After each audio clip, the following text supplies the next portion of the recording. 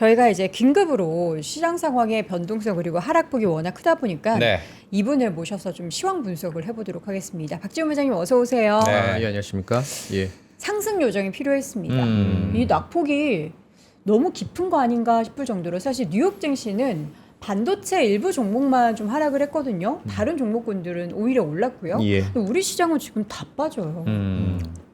왜 그러는 걸까요? 간밤 미국 시장은 긍정적인 상황이었습니다. 사실은 네. 왜냐하면 상승 종목 수가 하락 종목보다 더 많았고, 그 다음에 물론 뭐 브로드컴이라든지 마이크론 쪽에서는 다소 좀 불편한 하락이 나왔지만 그 머니가 다른 쪽 다른 섹터로 뭐 약간 뭐랄까요? 예를 들어 제약바이오도 사실 간밤에 좋았던 흐름이었고. 그리고 뭐 다른 뭐 여러 가지 우주 관련된 종목들도 좀 올랐고, 그러니까 하락 종목수보다 상승 종목수가 많았기 때문에 좀 긍정적인 상황이 전개가 되었고, 사실 간밤에 보시면 아시겠지만 뭐랄까요? 그러니까 메모리 업체들 입장에서는 비싸게, 그러니까 루빈 입장에서는 최고 사양의 디램을 뭐 어쨌든 팔 수 있었던 것을 그 전 단계 라인업으로 일단은 대체를 한다고 하니까 네. 메모리 입장에서는 조금 좀 아쉬웠던 부분이 없지 않아 있는 겁니다. 자, 뭐 여러 가지 부정적인 뭐 시각부터 얘기를 하자라면, 네. 물론 뭐 전반적으로 모든 시황이 반도체를 바라보는 시황이 그렇게 세팅된 건 아니지만, 뭐랄까요, 올해 하반기, 그러니까 내년에 어떤 반도체 디램 가격의 고점 징후가 조금은 올해 하반기에 땡겨질 수 있다라는 좀 네거티브한 시황도 뭐 BNB 파리바 통해서 나온 것도 좀 있었고, 뭔가 좀 뭐랄까요, 반도체 영역이 아니라 우리가 반도체 디램 가격이 올라가니까 그래서 핸드폰 가격도 네. 만약에 잘 안 팔리니까 오히려 더 많이 생산할 수 있는 부분들이다 보니 공급과 수요단에서 뭔가 좀 균열감이 좀 없지 않아 있었고.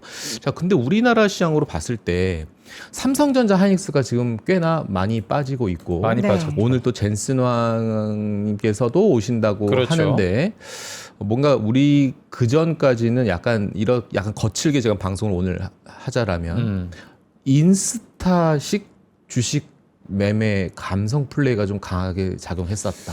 인스타식 예. 주식 매매 감성 플레이는 뭘까요? 그러니까 이게 사실은 이런 얘기를 하는 사람은 없을 건데, 네.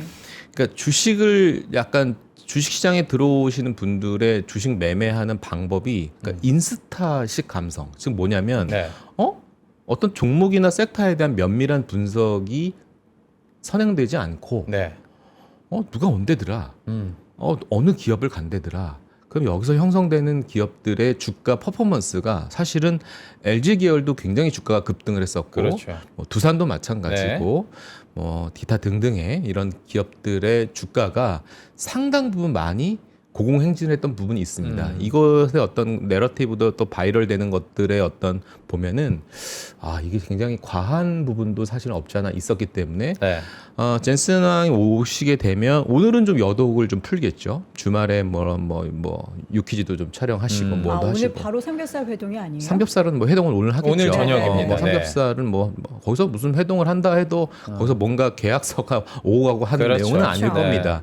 본격적인 기업의 방문은 다음 주 월요일 날 진행될 겁니다. 그러면 행선지가 제가 약간 좀 체크를 해본 바로는 뭐 명확하진 않지만 여의도, 강남, 판교일 거예요. 그러니까 여의도는 LG를 들렸다가 그다음에 강남에 현대차를 들렸다가 판교에 네이버 통해서 이런 여정이 있을 건데 아마 장중에 이제 이동할 겁니다. 장중에 이동해서 뭐 이런 여러 가지 뭐 휴머노이드 얘기도 좀 하실 거고, 네. 뭐 네이버 관련돼서도 얘기할 거고, 뭐 이런 얘기들이 있는데 아마 불편한 얘기지만 세론 가능성이 굉장히 크다라는 점이죠. 세론이요. 근데 문제는 어제까지는 긍정적인 외국인이 오늘 코스닥을 매도하잖아요. 어제 뭐 보시면 아시겠지만 소부장 올라왔고, 네. 근데 오늘 소부장 또 다시 얻어 맞았고, 네.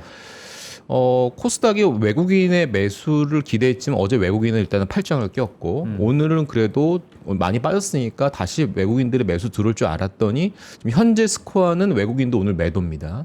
파생도 지금 매도예요. 그러니까 이러다 보니까 매도가 매도를 부르는 뭔가 꼬였던 수급이 더 한꺼번에. 그러면 여러분 또 생각하셔야 될 게 차주 월요일 날 반대매매에 대한 공포도 이거는 부인할 수 없는 상황입니다. 추가적으로 5월 달에 주식시장은 거의 근 9천까지 육박을 했지만 역대급 반대매 물량들이 출회가 됐어요. 8,500억 이상의 반대매가 출회됐습니다. 네. 이거는 거의 야누수적인 시장의 색깔이 있는 거죠. 누구는 대형주 주도주를 갖고 있으니까 한바구음을 졌지만 누군가는 정말 제가 이번에도 세미나를 오프라인 다니고 있지만 고객분들 표정을 보면 반반이에요. 반은 울상이고요. 반은 그래도 걱정인 거죠. 언제 팔아야 돼요? 언제 팔아야 돼요? 저는 뭐라고 요즘에 떠들고 있냐면 오늘 제가 이 긴급 시황 방송 자리에 나온 이유 중에 하나가 지금부터 드리는 말씀 때문에 나온 겁니다.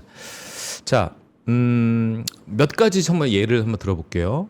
일단 오늘 매도를 부르는 이유 중에 하나는 코스닥이나 코스피나 지금 ADR이 역대급 지금 하단부 박스권 바닥에 지금 자리 잡고 있지 않습니까? 예를 들면 ADR이 0.45에서 48 정도 사이에서 코스닥 시장의 종목을 인덱스를 사면 거의 최근에 통계 보면 확률 100%로 다 승리를 먹습니다.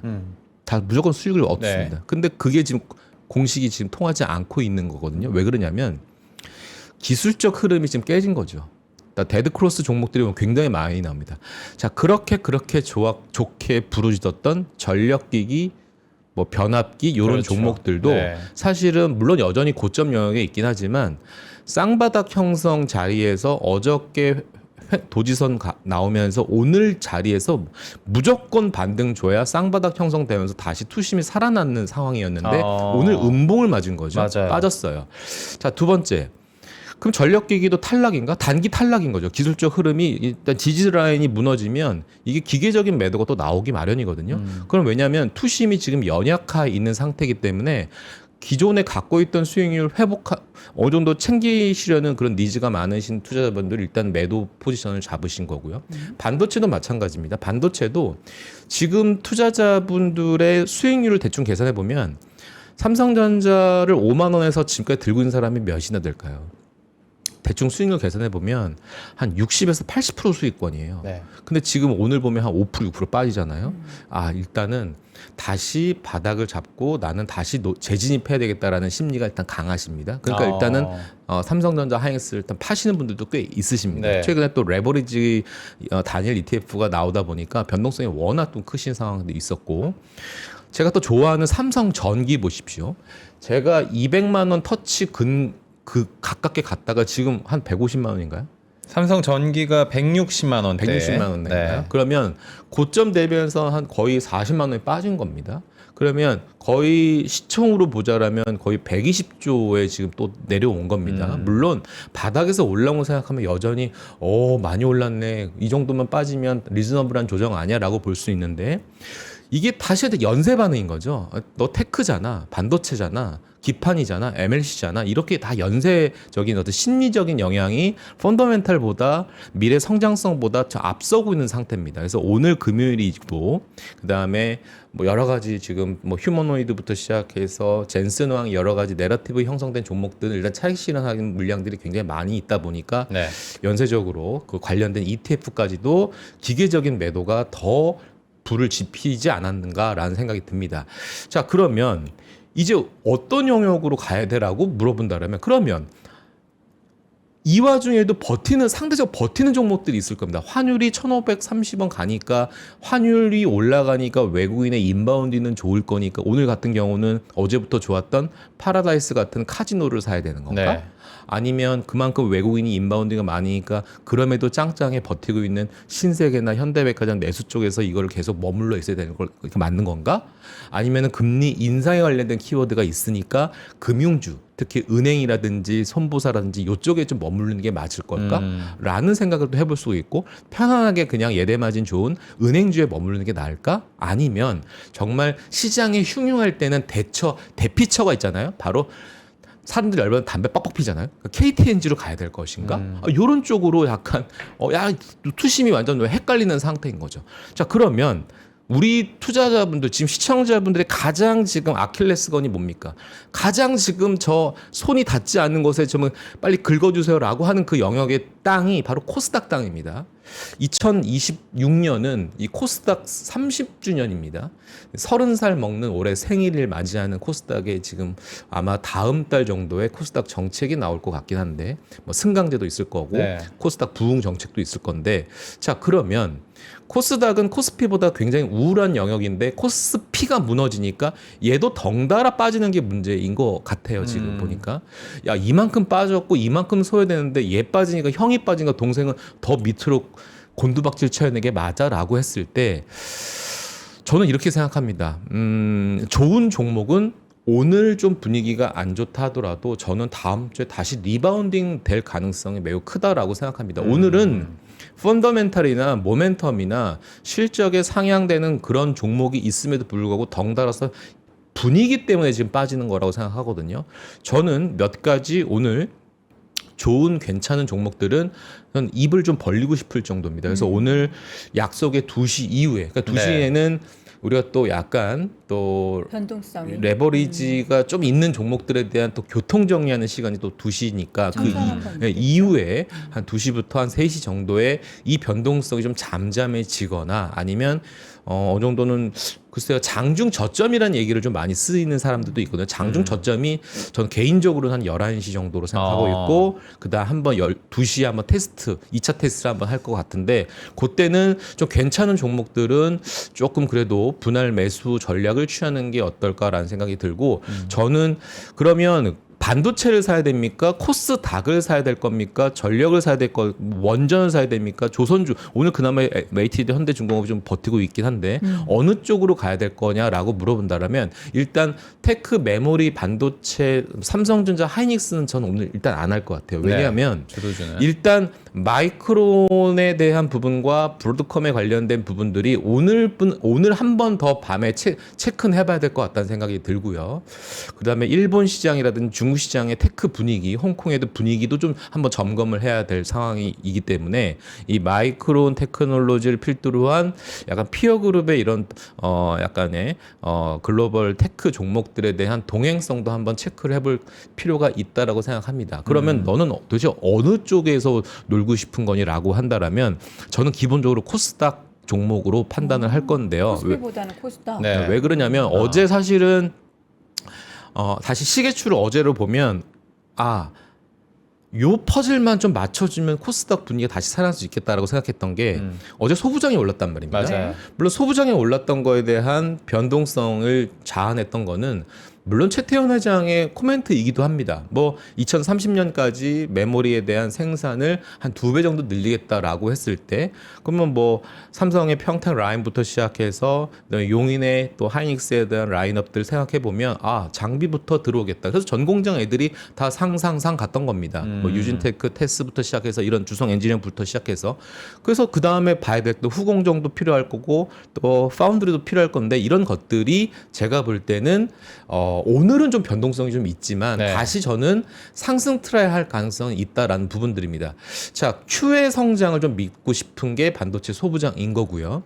그 다음에 마지막 끼워졌으면 하는 퍼즐이 전 제약바이오였는데 지금 사실은 지금 제가 팻말 들고 지금 제약바이오 사야 됩니다라고 얘기할 자신도 없고 어떤 종목을 픽해야 될 능력도 1도 없지만 일단 제약바이오에 대한 ETF 정도는 저는 조금씩 접근을 해보고 싶어요. 그러니까 일단 기본적으로 미국 시장에서의 흐름들도 그랬고 한국 시장도 사실은 지금 뭔가 고간이 많이 비어 있는 상태이기 때문에 이런 흐름들도 한번 좀 생각해 볼 필요가 있고요. 중요한 건 낙폭 과대에 이제 7월서부터는 실적 시즌이 좀 준비가 되어 있고 6월 26일 날 마이크론 테크놀로지 실적도 있고 그다음에 7월 초에는 삼성전자 또 이제 실적도 좀 나올 건데 아마 그 6월 중순 이후에 아마 변환점이 아마 큰 메모리 업체들에서는 나올 가능성이 있고 여전히 어닝에 대한 부분들 기대하셔도 되고요. 좋습니다. 분위기 나쁘지 않습니다. 그리고 기판 종목들도 조정 시 강력 매수 전략을 저는 했으면 좋겠다라는 부분들입니다. 아무리 기판 MLCC, FC, BG 공부해봐도 공부하면 할수록 업황이 너무 좋아가지고 주식만 밑에서 고점에서 좀 빠진 거지. 사실은 리즈너블하게 어떻게 주식시장의 차트가 이렇게 직선으로 쭉 긋습니까?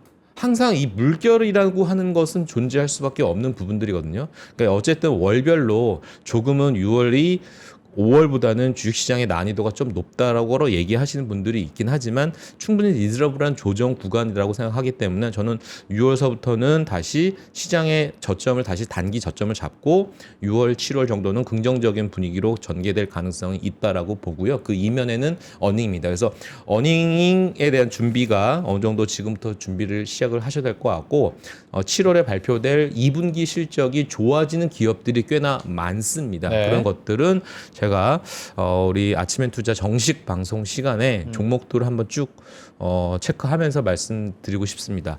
자, 너무 낙담하지 마시길 바라겠습니다. 지금 시장은 뭔가 심리적인 영향이 뭔가 기본적으로 이 섹터가 갖고 있는 본연의 초심과는 전혀 다른 개념으로 이해할 수밖에 없습니다. 그러니까 인스타식 어떤 감성 플레이에 대한 주식시장의 무분별한 이런 뭔가 악성 매물들이 지금은 나오고 있다라고 생각하시면 될 것 같고요.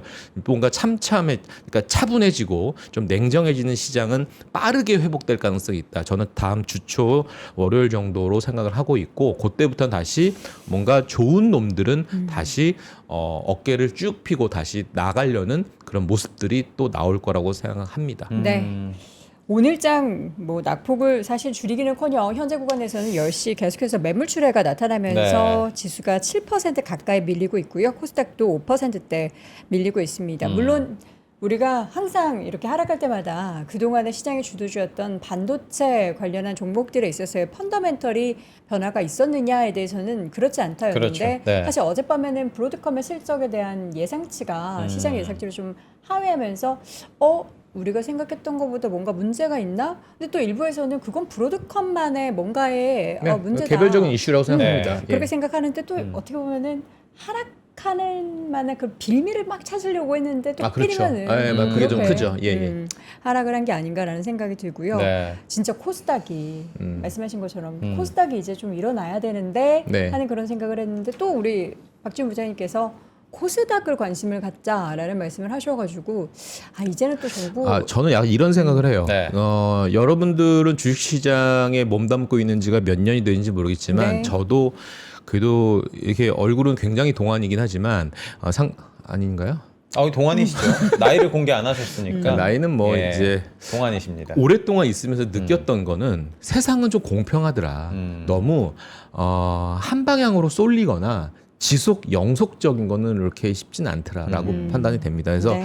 너무 이 기울어진 운동장에서 다시 좀 공사를 딱딱딱딱 하고 있는 모습들이 아마 자연스럽게 보이지 않는 손이 아마 작용을 할 거라고 믿어 의심치 않기 때문에 네. 여러분들 계좌 수익률이 오늘까지 아마 보고 싶지 않을 거예요. 아마 겁이 네. 날 겁니다. 조금씩 계좌 이제 열어볼까라는 시기가 조만간 찾아올 거라고 생각합니다.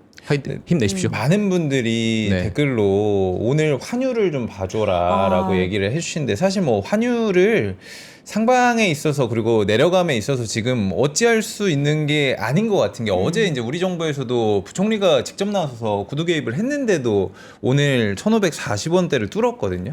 이거는 저는 이제 저희가 2부에서도 얘기를 하겠지만 일본도 한 달간 지금 100조 넘게 투입을 했는데도 오히려 지금 더 올라오고 있는 상황이어가지고 네.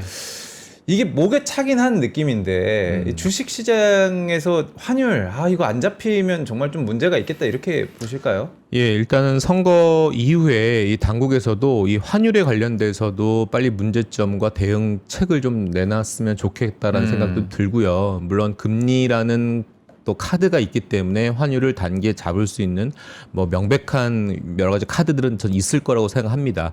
물론 1,540원과 1,550원 분위기는 달라지고 있고 네. 10원 단위로 조금씩 오를 수는 있는 상황인데 그래서 모르겠습니다. 뭐 극단적으로 뭐 1,600원까지 간다 뭐 이런 생각은 한 번도 안 해봤습니다만 단 1,500 중반대까지는 충분히 열어놓고 좀 생각을 해봐야 될 것 같습니다. 그러다 보니까 외국인들에 대한 이 주식시장에 대한 이 머무르는 스탠스는 조금씩 연약해지는 이런 상황은 뭐 부인할 수 없는 상황이거든요. 하지만 우리나라가 사실은 수출 국가 아니겠습니까? 네. 충분히 우리가 투자자 관점에서는 또 요것들이 1,550원이 만약에 뭐 어느 정도 그 막혀 있는 부분이라고 만약에 믿는다라면 충분히 요 1,500원대에서 1,500원 초반대에서 이 레인지가 당분간 형성될 거라면 충분히 기업의 어닝으로 또 긍정적으로 전이될 수 있는 것들이 몇 개 있거든요.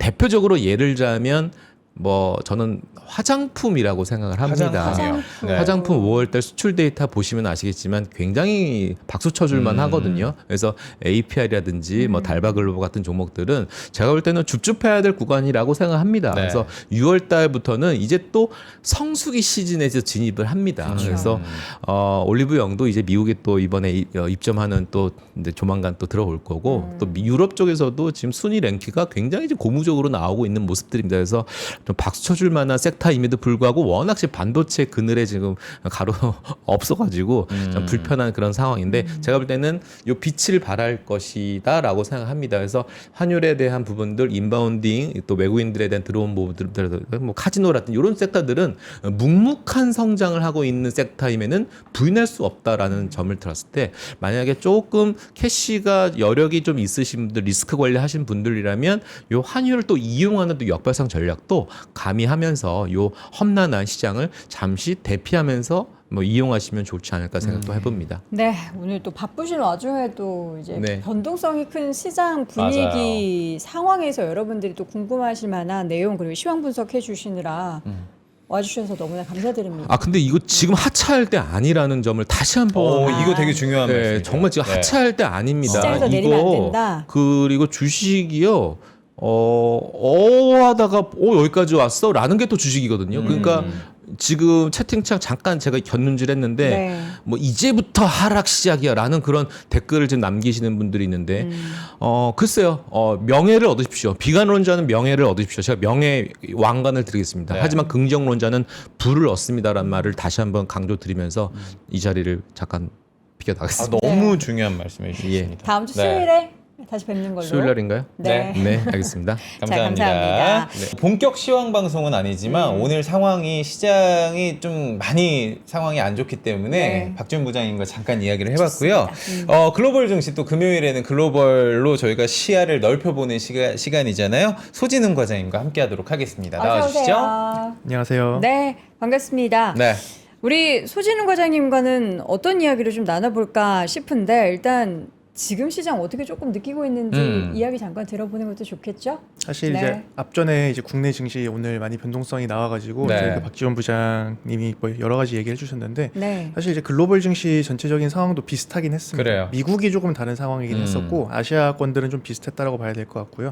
비슷했다라고 하는 거는 결국 그 테크와 이제 AI와 관련되어 있는 병목 관련된 이제 그쪽들 위주의 그런 쏠림 이런 것들이 좀 나타나는 상황이었고, 그래서 이제 오늘 아직 중국은 개장을 하지 않았지만 이제 일본 같은 경우도 뭐 이제 키옥시라던가 뭐 이제 도쿄 일렉트론 이런 그 반도체 관련되어 있는 업종들이 국내만큼까지는 아닌데 니케이도 이제 꽤나 이제 빨리 올라온 편이기 때문에 나름 좀 큰 낙폭을 보이고 있는 상황이긴 합니다. 다만 이제 뭐 펀더멘털이나 이제 이런 이슈는 뭐 당연히 아닐 것 같아요. 뭐 오늘 특히나 이제 메모리 좀 많이 빠진 이유가 어제 좀 약간 회자가 되었던 그 브로드컴. 네, 그 이제 브로드컴이랑 그 세미 애널라이시스에서 이제 엔비디아의 이제 뭐 칩. 네, 칩이 이제 뭐 소캠을 뭐 네. 절반 네. 원래는 1536기가까지 모델이 있었는데 뭐 반으로 줄인다. 네. 이제 이런 이야기가 있었는데 그 원 저자들도 뭐 굉장히 좀 뭐 중요한 내용들을 가져가지 않고 뭐 특정 부분들만 보는 것 같다라는 이제 이런 이야기도 하기도 했었고, 그리고 또 이제 큰 틀에서는 결국 이제 메모리 탑재량을 줄이는 거를 생각을 해보면은 메모리의 수요가 줄어든다의 국면이라기보다는 메모리가 워낙 비싸고 지금 쇼티지인 상황이지 않습니까? 그래서 이미 많은 분들이 분석을 해주셨는데 결국에는 어떻게 보면 그 렉 출하 속도를 좀 높이고 전체적인 운용 비용을 높이는 이런 측면을 생각을 해보면은 사실 그럼 메모리 탑재가 줄어드는데 전체 수요가 유지가 된다라고 하는 거는 GPU라던가 CPU라던가 아니면 뭐 기판 뭐 MLCC 이런 나머지 부품들은 이제 더 많이 나갈 수 있다라는 이야기이긴 하거든요. 네. 근데 사실 시장이 여기까지는 아직까지 긍정적인 해석을 하지 않는 게 이제 고가에 대한 부담은 확실히 좀 있었다. 그래서 그런 것들이 좀 해소가 되는 과정으로 좀 보이지 않나 저는 그렇게 생각하고 있습니다. 네, 저희가 준비된 내용 오늘의 주제는 계속되는 쏠림, 이유 있는 쏠림. 사실 쏠림이 아닌 나라는 없을 것 같아요. 지금 상황에서 글로벌적으로 다 양극화, 쏠림 이게 좀 많이 문제로 대두가 되고 있는 상황인데 중국 증시도 한번 살펴보면 본토나 홍콩과 또 온도가 굉장히 다르다고 들었어요. 창업한이나 이런 쪽은 어떤 상황인지 일단 흐름 좀 살펴주시죠.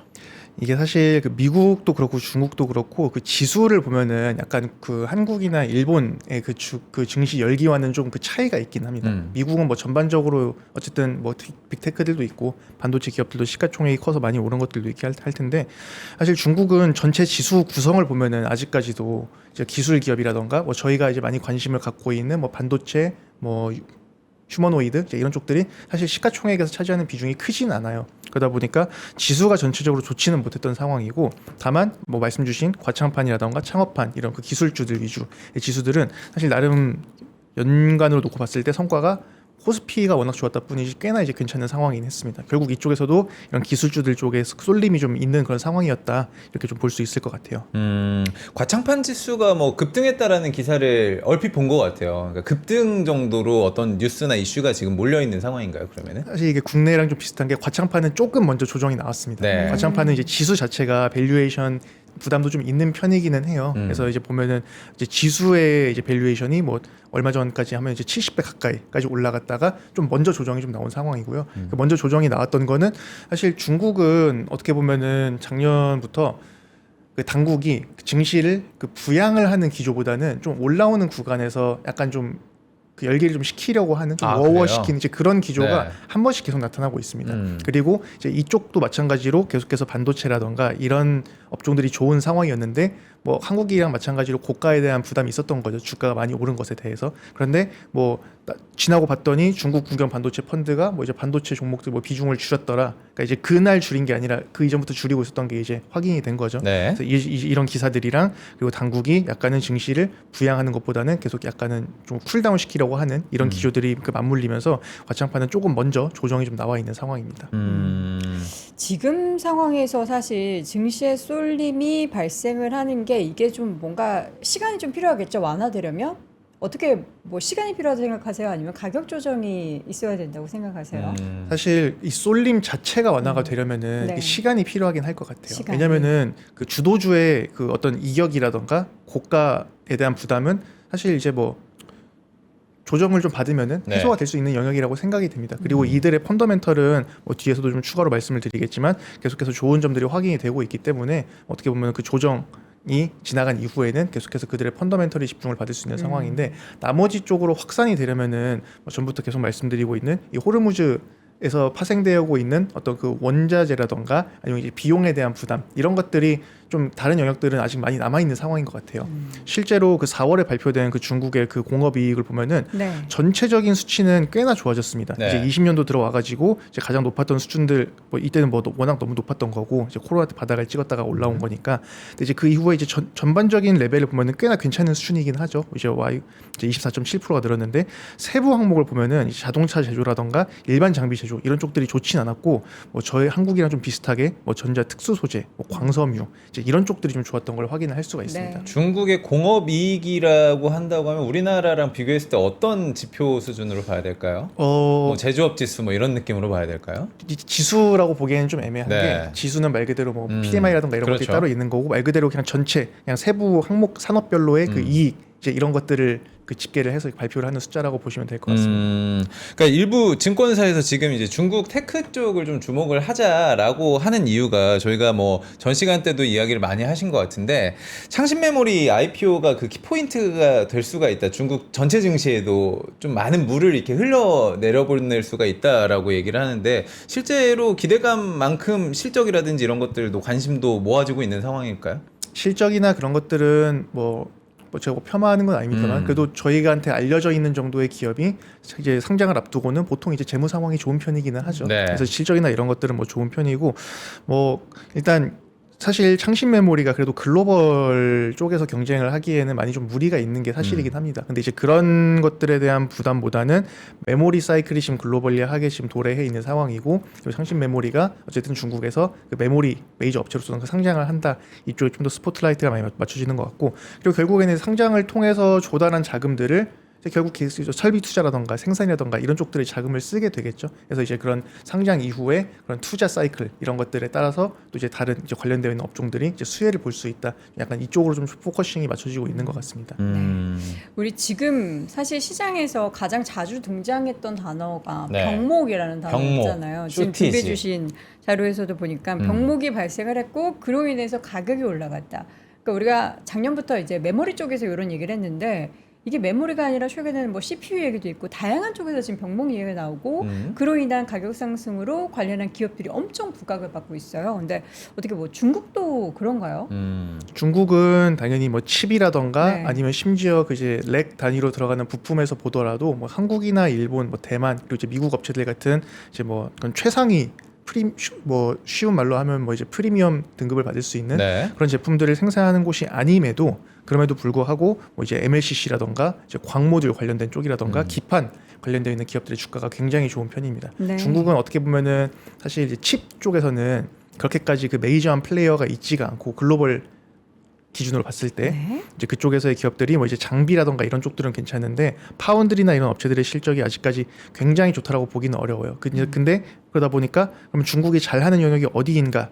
를 이제 보면은 네. 뭐 기판이라던가 뭐 이제 이런 부품들 쪽은 뭐 그래도 나름대로 뭐 이제 생산량이라던가 이런 것들이 이제 괜찮은 편이죠. 그래서 그러다 보니까 이제 그쪽 업체들에 대한 관심도가 많이 올라가 있는 게 이제 주가에도 좀 반영이 되어 있다라고 보시면 될 것 같습니다. 기판 하면은 사실 뭐 우리나 일본 쪽도 굉장히 지금 핫한 키워드 아닐까요? 그래서 중국도 마찬가지로. 마찬가지입니다. 네. 그래서 당연히 이제 일본의 뭐 이제 아이비덴이라던가 이제 한국의 뭐 이제 삼성전기 이런 네. 업체들이 당연히 이제 최상위 등급 그 레벨의 그리고 최상위 수준의 기판들을 만들어내는 것은 맞는데 이제 그것만 필요한 게 아니다 보니까 네. 당연히 이제 범용 기판이나 이런 그러니까 쪽들도 보급형 느낌. 맞습니다. 네. 일반 서버라던가 이런 것들까지도 아하. CPU 수요가 살아난다라고 하는 거는 최근에 사실은 그 세트 수요라기보다는 이것도 결국에 데이터 센터 서버향 이제 이쪽이 이제 강하지 않습니까?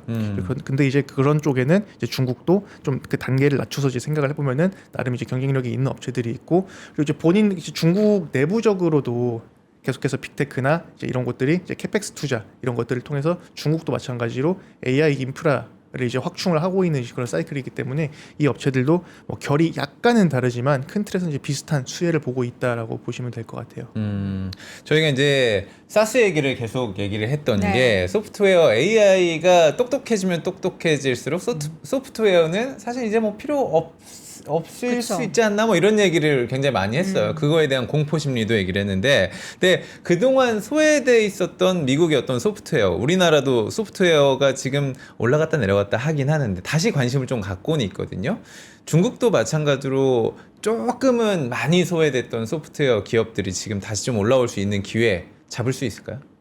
뭐 그런 국면이 올 수 있다라고 저는 최근에 좀 생각이 드는 게 사실 이제 미국 정도 되는 국가가 돼야 이제 저희가 이렇게 소프트웨어 기업들을 많이 알지 뭐 일본 정도만 하더라도 저희가 알고 있는 그리고 좀 투자를 할 만한 그런 소프트웨어 기업들이 많지는 않습니다. 그래서 조금 결을 다르게 생각을 해보면은 중국 쪽에서는 이제 대형 플랫폼들 쪽이 조금 이제 비슷한 이제 그런 그 내러티브가 좀 적용이 될 수 있지 않을까라고 네. 좀 생각을 하고 말씀 주신 것처럼 소프트웨어가 이제 미국에서 계속 안 좋았는데 이제 최근 한 달 정도의 성과를 놓고 보면은 이제 꽤나 빠르게 좀 주가가 이제 올라온 그러네요. 그런 흐름입니다. 네. 뭐 요 며칠은 또 어쨌든 뭐 오픈 AI라던가 이런 이슈 때문에 마이크로소프트랑 조정을 받으면서 살짝 다시 빠지긴 했는데 어쨌든 뭔가 이 말씀 주신 것처럼 AI가 소프트웨어를 다 이제 잠식할 것 같은 이제 그런 공포 구간은 지나서 실적이나 이런 것들로 사실 증명을 하면서 올라왔거든요. 그냥 단순히 많이 빠졌다 이제 이런 이슈가 아니라 뭐 이제 데이터 도구라던가 아니면 뭐 세일즈포스라던가 이제 이런 기업들이 실적에서 어느 정도 긍정적인 가능성을 보여주면서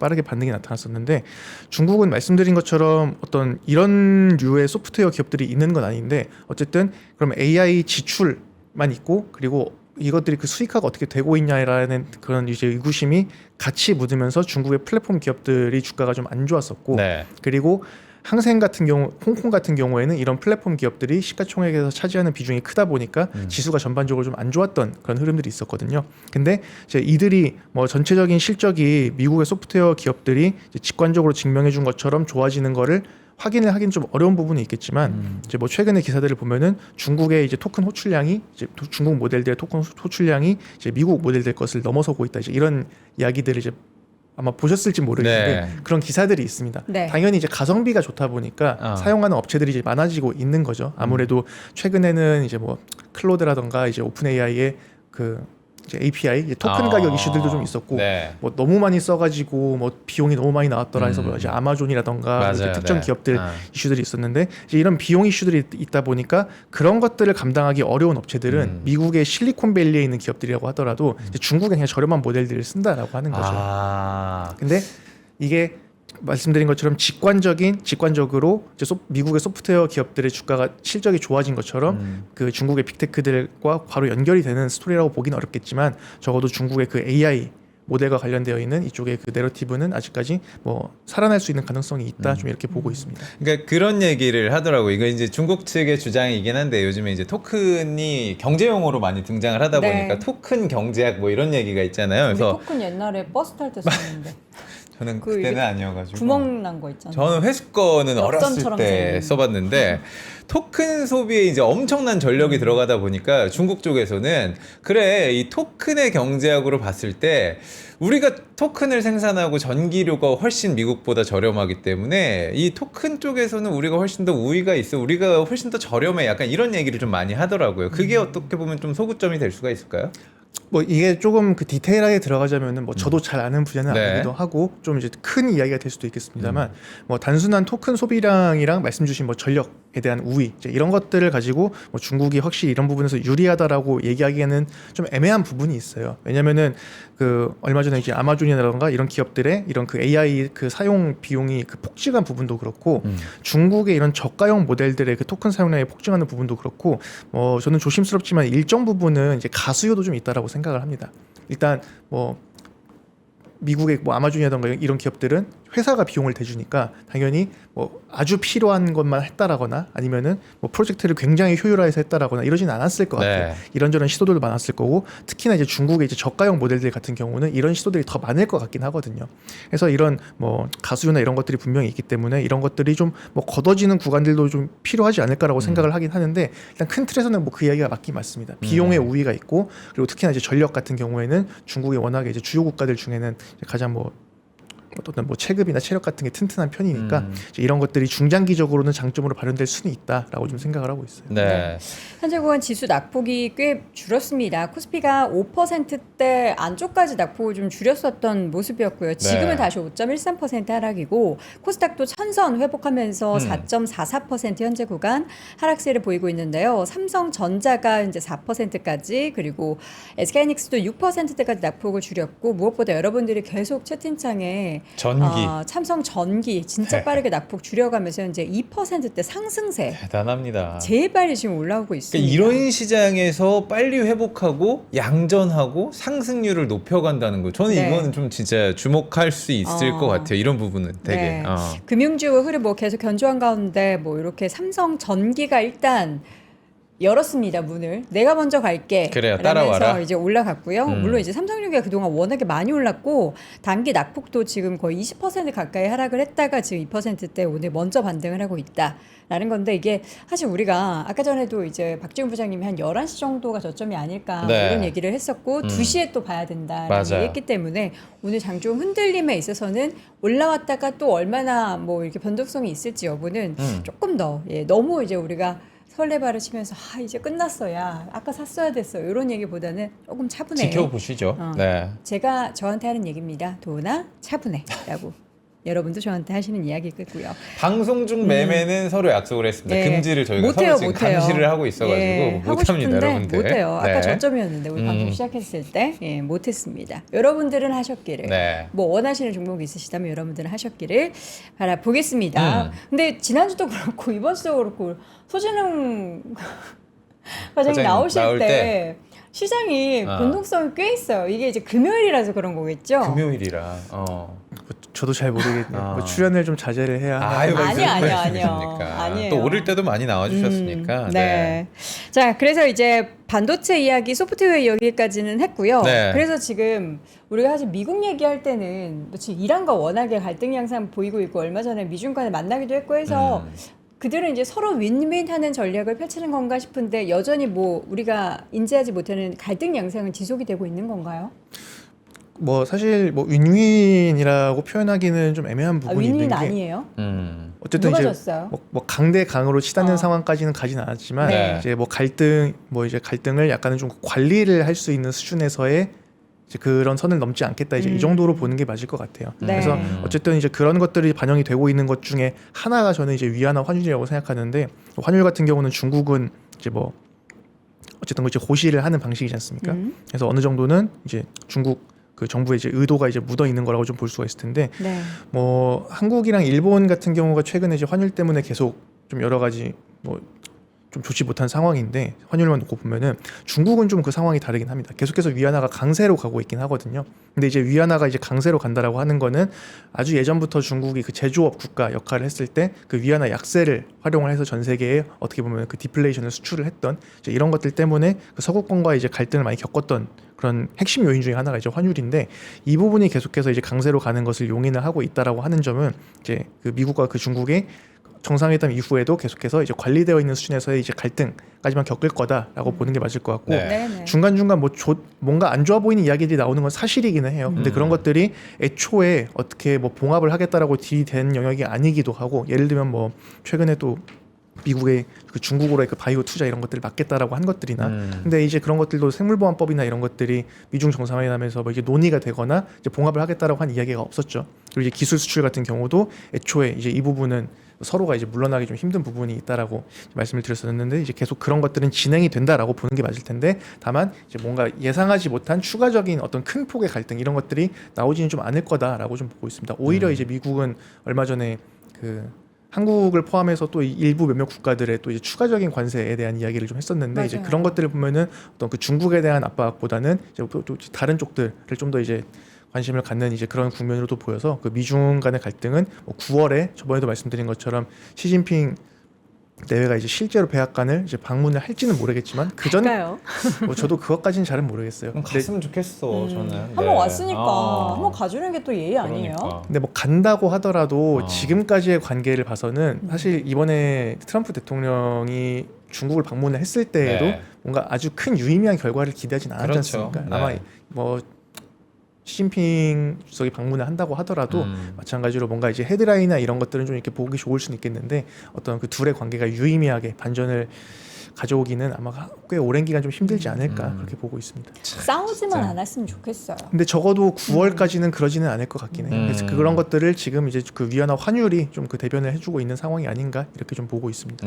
네. 일본으로 한번 가보도록 하죠. 일본으로 가보도록 네. 하겠습니다. 역시나 저희가 일본 시장도 우리 시장이랑 거의 좀 비슷하다라고 보시면 되는 게 키옥시아가 난리잖아요. 키옥시아 난리고요. AI 소프트뱅크가 지금 시총 1위로 올라왔고 맞아요. 반면에 참 저는 격세지감인 게 세계에 어떻게 보면은 이 자동차 강국하면은 일본인데 닛산, 혼다가 우리 시장에서 일단 철수를 했고 맞아요. 도요타가 지금 시총 3위로 또 밀렸다가 올라오긴 하지만 이 전통적인 산업의 흐름을 봤을 때는 계속해서 좀 약해지고 있는 게 그쵸, 사실이거든요. 그쵸. 일본도. 저 일본도 한번 보도록 하겠습니다. 일본 시장. 지금 우리랑 저는 계속 비슷하다고 얘기를 하는 게 환율을 좀 잡지 못하고 있는 상황이거든요. 여기에다 AI 쏠림 현상 나타나고 있습니다. 일본 시장 한번 봐주시죠. 일단 그 시가총액 말씀을 주셔가지고 저도 이제 이거는 뭐 어제 기준이긴 합니다. 어제 기준으로 이제 뽑아서 이제 가져오면은 이제 도요타가 이제 아직까지는 그래도 키옥시아를 뭐 약간의 차이로 2등을 유지를 하고 있는데 근데 어쨌든 이제 키옥시아가 3위까지 올라온 게 이제 뭐 대단하긴 한 거죠. 상장했을 때는 이 정도의 위상이 아니었는데 말씀 주신 것처럼 이제 이쪽도 확실히 그 쏠림 그리고 이제 AI 주도 이런 것들이 좀 많이 나타나고 있다라고 보시면 좋을 것 같고 네. 또 이제 상위권에 보시면은 이제 뭐 도쿄 일렉트론 그 장비 쪽 그리고 이제 뭐 어드반테스트라던가 이제 이런 기업들이 이제 많이 보이는 걸 보실 수가 있습니다. 네. 뭐 이제 무라타 이제 이런 것들도 보이고 해서 이제 전체 시가총액에서 확실히 그 상위권에 뭐 원래도 이런 기술주들이 뭐 일부 좀 포진을 해 있긴 있었어요. 근데 이제 이런 것들이 아예 그 최상위권까지 올라와 있다라고 하는 게 어떻게 보면 한국은 원래부터 이제 전자닉스가 워낙에 이제 시가총액에서 차지하는 비중이 큰 국가이긴 했지만 말씀 주신 것처럼 일본은 그래도 어떻게 보면 그 도요타라는 그 상징적인 시가총액 1위가 그렇죠. 있었는데 이게 뭐 사실 뭐 얼마나 유지가 될지는 모르겠습니다. 뭐 잠깐은 또 이제 순위가 바뀌거나 이런 흐름들은 있을 것 같은데 그래도 일단은 이 한번 왕좌를 그 내줬다라는 이런 흐름을 봤을 때 사실 이전에 엔비디아가 시가총액 그 1위를 그 넘어올 때에도 뭐 잠깐 이제 뭐 마소를 앞섰다가 뭐 애플한테 역전당했다가 하는 구간들이 잠시 있긴 있었거든요.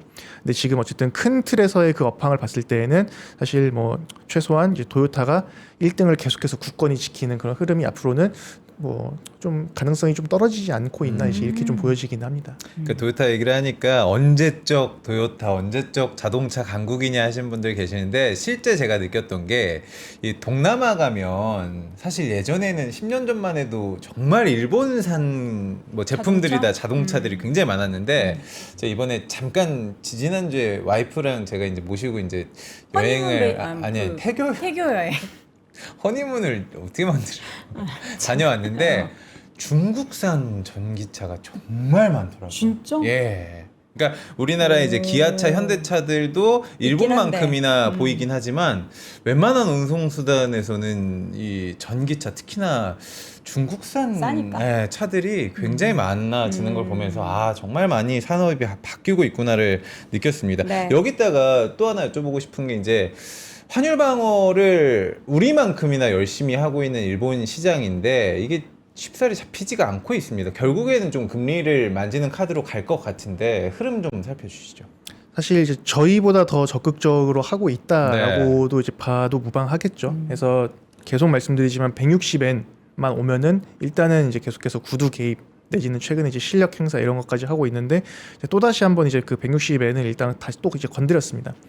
이제 뭐 한국이랑 일본이랑 이제 공통점을 보면은 뭐 계속 말씀드리지만 기본적으로 일단 그 중동산 에너지 그 의존도가 좀 높다 이제 이런 것들 때문에 이제 국제유가 변동성이 좀 나타나는 구간에서 한 번씩 이제 이런 환율의 그 불안함이 좀 나타나는 것 같고 다만 이제 일본은 그래도 그 160엔이라는 이 확실한 이 선을 그 사수를 하는 이 어떤 이제 그런 의지라던가 액션들이 있어서 여기를 아직까지는 그렇게 드라마틱하게 넘어가고 있지는 않기는 해요. 근데 이미 여러 번 이게 건드리고 있는 그런 상황이다 보니까 사실 이제 뭐 어떻게 될지는 좀 이제 가늠하기가 어렵기는 한데 네. 일단 사실 6월 금리 인상은 뭐 계속 말씀드리지만 어느 정도는 뭐 100%까지는 아니더라도 사실 시장에서 일단 예견하고 있는 그런 상황이긴 이게 합니다. 6월 금리 인상을 제가 본 기사로는 88%까지 80%까지 지금 예측을 하고 있다. 거의 하는 아마 걸로. 4월 이후에 이제 확률이 가파르게 이제 올라왔을 네. 것 같아요. 네. 그래서 연내 한 2번 정도 그리고 이제 6월에 한 번 이렇게 올리는 걸로 해서 아마 뭐 최종적으로는 지금 뭐 시장 예상으로는 한 뭐 내년까지 한 1.5% 정도를 이제 그 최종 금리로 보고 있지 않을까 이렇게 좀 보고 있는 상황인데 당장 뭐 6월에 올린다 뭐 이런 거는 말씀 주신 것처럼 이미 예상을 하고 있는 상황이기 때문에 뭐 이제 이것만 가지고 뭐 이제 환율을 그 안정화를 시키거나 이런 건 좀 어려울 것 같고요. 네. 근데 그렇다라고 해서 또 이제 재정 정책이나 이런 것들을 봤을 때에는 최근에 그 생각보다 일본은 그 물가가 좀 안정적인 흐름이긴 합니다. 오, 그래요? 중동산 그 에너지에 대한 의존도가 높음에도 불구하고 네. 근데 이거는 그 저번 방송에서도 제가 기사를 보여드렸던 것처럼 이제 보조금이나 이런 것들을 정부가 좀 그 적극적으로 쓰고 있는 부분들이 있어요. 그리고 얼마 전에 발표했던 그 추경 이런 것들도 결국에는 어떤 에너지라던가 물가 대응 이제 이런 것들을 위해서 좀 추경을 한 부분들이 있기 때문에 이런 것들도 이제 같이 좀 엔화 약세를 좀 부추기는 요인들이 되고 있고 일단 당국에서는 계속해서 160엔을 그 사수하려는 그런 이제 의지를 보이긴 할 텐데 네. 사실 뭐 저도 정확히는 모르겠습니다. 일단 네. 당국의 의지가 워낙 강하고 일본 금융 당국 같은 경우는 외환 시장에서 또 이제 미치는 영향이 굉장히 좀 강력하기 때문에 이 부분을 이제 함부로 안 넘어가고 있긴 하지만 혹시나 이제 이 데드라인이 좀 바뀌거나 이제 이럴 가능성에 대해서 조금은 열어둘 필요가 있지 않을까라고는 좀 보고 있어요. 그 저는 얼마 전에 이제 중국 가는 그 미국 비행기들이 쫙 다 중국으로 향할 때 네. 베센트가 싹 돌려가지고 일본을 갔잖아요. 그래서 일본 가서 미국 국채 팔지 말아라 뭐 이런 딜을 했을 거다라는 얘기들이 맞아요. 나오는데 네. 혹시 이제 우리 소진우 과장님께서는 일본 시장 흐름 계속 보시니까 지금 일본이 어떻게 미국 국채에 대한 매도 시그널들이 혹시라도 조금 나오고 있나요? 사실은 이제 그 방어를 하고 있는 부분들의 일정 부분이 이제 그런 매도랑도 좀 관련이 있기는 합니다. 네. 그래서 뭐 근데 둘이 이제 정확히 이면에서는 어떤 합의를 봤을지는 모르겠지만 근데 이제 일본이 이 정도로까지 160엔에서의 어떤 적극적인 움직임을 보이는 거는 또 아마도 그 양국이 또 적어도 이제 이 정도 선에 대해서는 좀 합의가 있지 않을까 좀 생각이 되기는 하고 뭐 미국채에 대한 부분은 일본이 어느 정도 그 매도를 통한 자금으로 좀 환율 방어를 하고 있는 것들이 있기는 있다. 뭐 이거는 뭐 사실인 것 같아요. 자금의 흐름을 봤을 때에는. 사실 그 일본이 꽤 많이 들고 있잖아요. 미국 국채를. 그렇죠. 네. 그래서 매도를 하게 되면은 이제 미국 쪽에 있어서의 금리가 또 올라가는 것에 대한 부담 얘기하면서 베센트가 일본한테 국채 팔지 마 이렇게 했을 맞아요. 거다라고 네. 하는데 일부 계속 그래도 비중은 어느 어느 정도 좀 줄여가고 있는 상황이 있긴 하군요. 뭐 어쩔 수 없는 부분이지 않을까 싶긴 합니다. 네. 일단 사실은 또 환율이 또 일본의 환율이 마냥 그 엔화가 약세로만 가는 것은 네. 또 결국에는 돌고 돌아서 또 그 미국 입장에서도 그렇게 긍정적이지만은 않기 때문에 결국 어떤 뭐 국제 수지라던가 이런 부분에서 엔저가 가면은 또 일본의 어떤 수출 경쟁력이 또 살아나는 그런 부분들이 있으니까 네. 네. 뭐 이제 그런 것들을 감안했을 때는 그냥 일방적으로 뭐 환율 신경 쓰지 말고 뭐 미국치 매도하지 마라 이제 이렇게까지 하기는 좀 어렵지 않을까 그렇게는 싶어요. 어렵다. 우리가 이제 금리 얘기를 했으니까 여기까지는 또 살펴봐야 될 것 같은 게 그러니까 기준금리 0.75에서 만약에 인상이 되면은 연 1% 수준으로 올라오는 건데 이렇게 되면은 0% 기준금리에서 1%대가 되는 게 무려 31년 만에 올라온다고 합니다. 엔캐리에 대한 얘기를 안 꺼낼 수는 없을 것 같은데 우리가 늘 얘기하잖아요. 엔캐리. 그래, 그치만 리스크 중에 예측 가능한 리스크는 리스크가 아니다 이렇게 얘기를 하고 있는데 이미 시장에 다 이제 알고 있으니까. 어떻게 살펴봐야 될까요? 올린다라고 지금 퍼센테이지가 굉장히 높아졌기 때문에 그래서 결론부터 말씀드리면은 이제 말씀하신 의견이랑 저도 이제 크게 생각이 다르지는 않고요. 사실 이제 마이너스 금리까지 운영을 하고 있던 국가가 갑자기 금리가 정상화가 되던 네. 이 초기 국면에서야 그 충격이 굉장히 컸지만 지금은 이미 어느 정도 금리가 정상화되고 있는 궤적을 그린 지가 꽤 되었고 이제 뭐 1%라는 뭐 어떻게 보면은 좀 그 상징적인 숫자까지 다가오고 있긴 하지만 계속해서 이제 인상 기조에 대한 이야기들을 해왔었고 그리고 이제 뭐 일본도 내부적으로 계속해서 물가가 올라가고 있는 것들, 임금이 올라가고 있는 것들 이런 것들에 맞춰가지고 계속해서 금리 정상화를 하겠다라는 것들을 시장과 계속해서 이제 소통을 하고 있었던 상황이기 때문에 뭐 당연히 이제 일본 내부적으로 그 투자를 하고 있던 이제 기관들이 이제 뭐 일본 그 자국의 금리가 올라가서 거기에 따른 그 투자 메리트 때문에 일부 자금이 돌아온다거나 이런 것들이 뭐 없지는 않을 것 같아요. 이거는 뭐 자본의 흐름상 뭐 어쩔 수가 없는 부분이니까. 근데 말씀 주신 것처럼 초기에 줬던 어떤 그런 이제 충격이라던가 이런 것들을 생각을 했을 때는 아직까지는 그런 것들을 자극할 만한 수준은 아니지 않을까라고 저는 생각을 하고 계속 말씀드리지만 이제 실제로 이번에 올리냐 못 올리냐 이제 이런 문제보다는 최종적으로 일본은행이 바라보고 있는 금리가 실제로 더 올라가냐 아니냐 이제 이 부분이 좀 더 중요할 것 같긴 합니다. 상방이 어디까지냐? 이거는 네. 이제 시간이 좀 지나야 사실 파악이 될 수 있는 부분이기 때문에 역으로 말하면은 아직까지는 그 부분에 대해서 뭐 전혀 작용을 안 한다라고 볼 수는 없겠지만 네. 아직은 크게 우려할 단계는 아니지 않을까 이렇게 좀 보고 있어요. 네. 자, 이렇게 해서 또 일본과 중국 시장 아시아 사실 증시까지. 별반 다르지 않은 것 같아요. 그래요. 전체적으로 시장이 네. 뭐 산업적으로도 쏠림이 발생하고 시장에 쏠림이 발생하는데 오늘 전체적으로 우리나라뿐만 아니라 아시아권 시장을 보면은 우리나라가 더 많이 빠져요. 물론 이제 더 많이 오른 부분도 있긴 그렇죠. 하지만 네. 코스피가 지금 4% 정도 빠질 때 대만 증시는 2%대 그리고 일본 증시도 1.97% 2% 안팎의 하락세를 보이고 있습니다. 근데 우리가 이제 더 많이 올랐으니까 더 많이 빠지는 게 당연하지 싶은데 네. 또 이렇게 사람 변동성이 마음은 그렇지 그러다 않아요. 보니까 조금 두렵기도 네. 하고 무섭기도 했는데 어쨌든 이러한 쏠림은 어느 정도 좀 시간이 필요하다. 이게 완화가 되려면 그런 생각을 한번 가져보시면 좋을 것 같습니다. 네. 자, 오늘 금요일 또 힘든 시장 속에서 우리 소진훈 과장님과 함께 아시아권 시장 이야기 나눠봤습니다. 말씀 고맙습니다. 감사합니다. 감사합니다. 자, 코스닥은 3%대로 그래야지. 지금 낙폭을 줄이고 있고요. 아이고, 코스피도 또, 힘을 내고 있습니다. 우리 제일 채팅창 빨리 좋아졌고요. 돌아서는 종목은 역시나 또 반도체 소부장입니다. 원익 IPS 그리고 또 PSK, 뭐 유진테크 이런 종목들의 상승세 그리고 이제 HPSP는 사실 오늘 계속 견조해요. 네. 현재 구간에서는 8% 넘게 오르고 있고 삼성 전기의 주가도 현재 구간 3%대 상승세. 삼성전자도 4%까지 낙폭 줄였고요. SK하이닉스도 6%대까지 낙폭 줄였고 SK스퀘어의 주가도 5%까지 낙폭 줄여가고 있습니다. 투자의 몫은 늘 개인 투자자, 개인 여러분들도 몫이 아니겠습니까? 내 투자의 몫이죠. 선택은. 근데 오늘 우리 일부 잠깐 박지훈 부장님이 나오셔가지고 오늘 떨어지지만 또 다음 주 초에 오를 수 있는 종목들 또 힌트를 주셨잖아요. 내리지 말라라고 내리지 하셨잖아요. 말라. 제가 아까도 확인을 했는데 어. 반도체 소부장 쪽이 외국인들이 굉장히 많이 사고 있더라고요. 오늘 떨어지는 날. 줍줍하는구나. 그런 것도 또 우리에게 힌트가 되지 않을까라는 생각도 들어봅니다. 코스닥에서 현재 외국인의 수급 한번 동향을 보면은 그러네요. IT 쪽에 있어서의 매수세 뭐 일부 들어오고 있는 거 네. 확인이 되고 운송 장비 쪽 부품주에 대한 매수세도 들어오고 있다라는 것이 확인이 되고요. 이제 낙폭 줄일 때 보니까 수급적으로는 현물 매도는 계속 외국인이 팔고 있는데 선물 쪽에서 매도가 한 3, 4천억 정도 확 이렇게 줄어드는 모습들이 보이고 있습니다. 네. 자, 오후장 또 얼마나 큰 변동성이 있을지 모르겠지만 이 또한 지나가리라 우리는 멀리 보자 이렇게 여러분들 함께 외쳐보도록 하겠고요. 주말 잘 보내시고 저희는 다음 주 월요일 오전 10시에 다시 다음 돌아오겠습니다. 주에 월드컵 개막합니다. 대한민국 여러분 가죠. 감사합니다. 다음 주에 뵙겠습니다. 고맙습니다.